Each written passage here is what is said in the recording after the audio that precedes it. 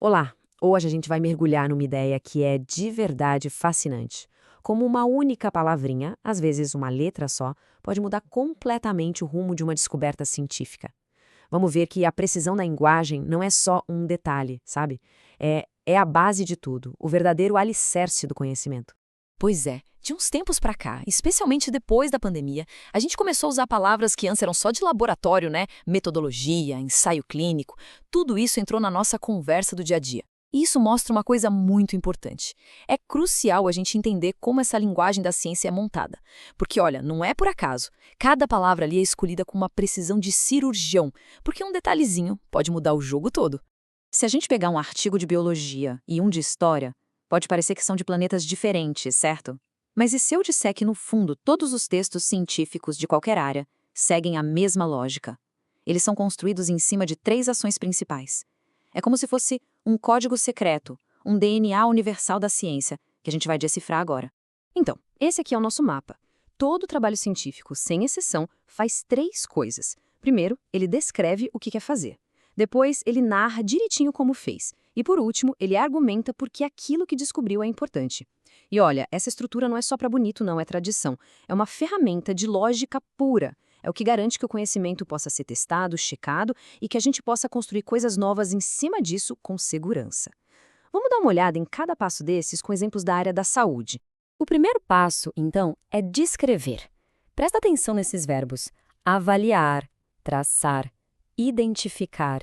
Parece só formalidade, né? Mas não é. Isso é, na prática, uma declaração de intenções. É como se o pesquisador assinasse um contrato com todo mundo que vai ler, dizendo: olha, é exatamente isso aqui que eu vou investigar. É o que deixa tudo claro desde o começo e amarra o resto do trabalho. Beleza, agora a segunda ação, narrar. Essa parte, a metodologia, é o coração da credibilidade científica.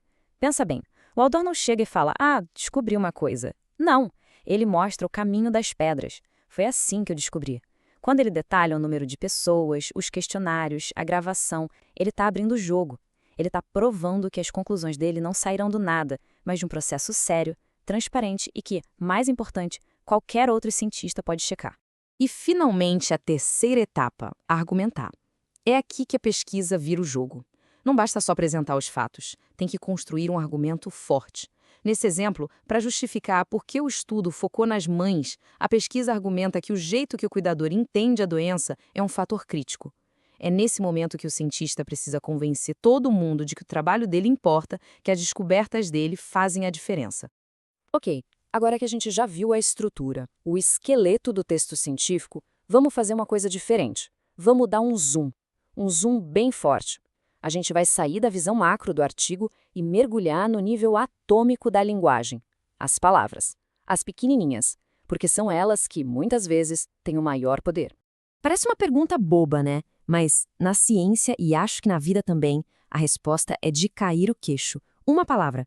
Às vezes uma palavra de uma, duas letrinhas pode virar o jogo todo, pode mudar completamente o sentido de uma grande descoberta. Olha só esse exemplo que incrível. Na primeira frase, a loucura representava um mal. A gente entende que a loucura é um tipo de mal, um entre vários outros. É uma ideia mais geral. Agora, olha a segunda. Uma loucura representava o mal. A gente trocou só duas palavrinhas, os artigos. Mas, agora, um tipo específico de loucura virou a personificação do mal, o mal absoluto. A diferença de sentido é brutal. E a ferramenta gramatical que faz essa mágica acontecer tem um nome que parece complicado. Adjunto adnominal. Mas calma, a ideia é super simples. Pensa assim, são palavras que grudam no substantivo para deixar ele mais específico, mais preciso. É exatamente como girar o foco de uma câmera. A gente sai de uma imagem meio geral, meio borrada, para algo totalmente nítido e detalhado. Os artigos o, a, uma são um exemplo perfeito disso. Quando um texto diz o pensamento dominante, o artigo o dá a ideia de que só existia aquela forma de pensar, a principal, a que superava todas as outras. É algo único e exclusivo. Mas, se o texto diz que alguém se tornou uma autoridade, o uma já muda tudo. Ele sugere que essa pessoa era importante, sim, mas era uma entre várias outras. A escolha entre o e um nunca é à toa. É uma decisão que literalmente define a realidade que o texto está descrevendo. Certo, agora vamos dar aquele zoom para trás de novo e olhar a imagem completa. Se essas palavrinhas tão pequenas podem mudar tanto o sentido dentro de um único artigo, imagina o poder que a linguagem tem, ao longo de séculos, para moldar como a gente entende coisas gigantescas, coisas como saúde, doença, ou até mesmo o que é ser são. E o conceito de loucura é um exemplo perfeito disso. Olha essa linha do tempo.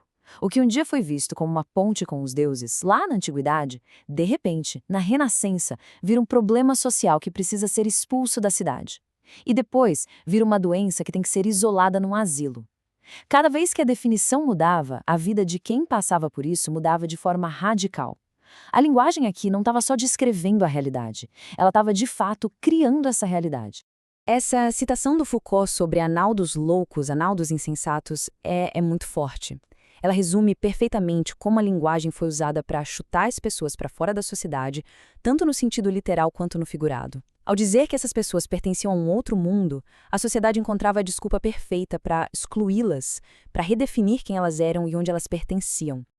Então, o ponto central de tudo isso é o seguinte: aquela precisão toda, aquela busca quase obsessiva por cada palavra na ciência, não é só um exercício acadêmico. É um lembrete poderoso de que clareza e cuidado com a linguagem são essenciais em toda a nossa vida.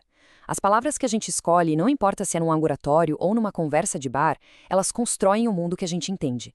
Elas definem e, às vezes, até distorcem a nossa realidade. E isso tudo nos leva a uma pergunta final para a gente pensar. Se a troca de uma única palavrinha pode mudar o rumo de uma teoria científica, o que dizer das palavras que a gente usa todos os dias? Como elas definem a nossa realidade, as nossas relações e, no fim das contas, quem nós somos? A responsabilidade que vem com cada palavra que a gente fala é gigante. Fica aí a reflexão.